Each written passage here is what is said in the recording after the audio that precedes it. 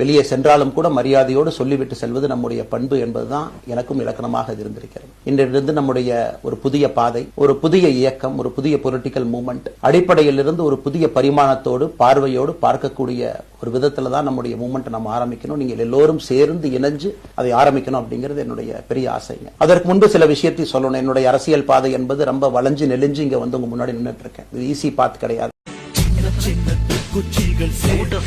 ஜெயிக்க முடியாதுன்னு சொன்ன உண்மைதான். ஆனா என்கிட்ட இருக்கிற கூட்டம் நான் சேர்த்த கூட்டம் இல்ல, அன்பால தானா சேர்ந்த கூட்டம். எந்த தனி சாம்ராஜ்யம், அன்பு சாம்ராஜ்யம். இதை யாராலும் அழிக்க முடியாது.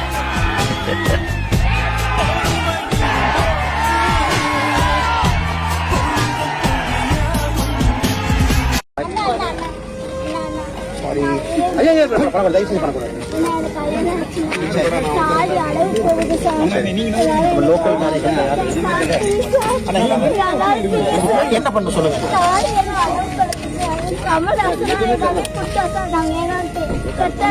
அதனால அடகுல இருந்து திரும்ப எடுக்கணுமா? உங்க வீடு எங்கம்மா இருக்கு?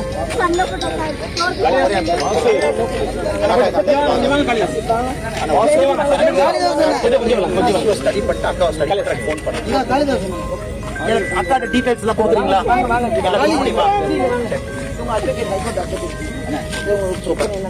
அக்கா உங்க வீடு மறுபடியும் சொல்லுங்க. அவங்க தாலி நகையெல்லாம் அடமானம் வச்சிருக்காங்க. 50,000 திரும்ப மீட்கணுமா? நீங்க அதை ஸ்டடி பண்ணிட்டு எனக்கு ஃபோன் பண்ணுங்க. தமிழ் நம்ம நம்பர் அக்கா தெரியுமா? ஒரு மணி நேரத்துல பேசிட்டு போன் பண்றீங்களா?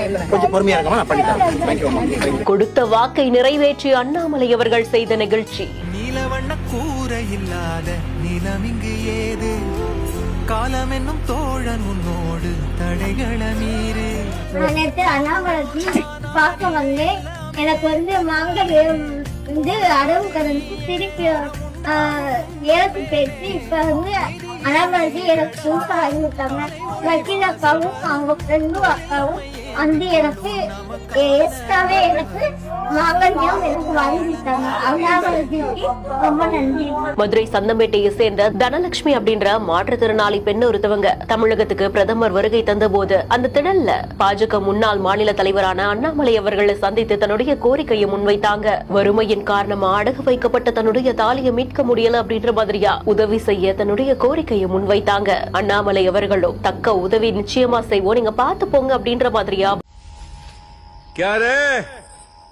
செட்டிங்க வேங்கியமாவா ஒத்தையில நிக்க தில்லி இருந்தா மொத்தமா வாங்கல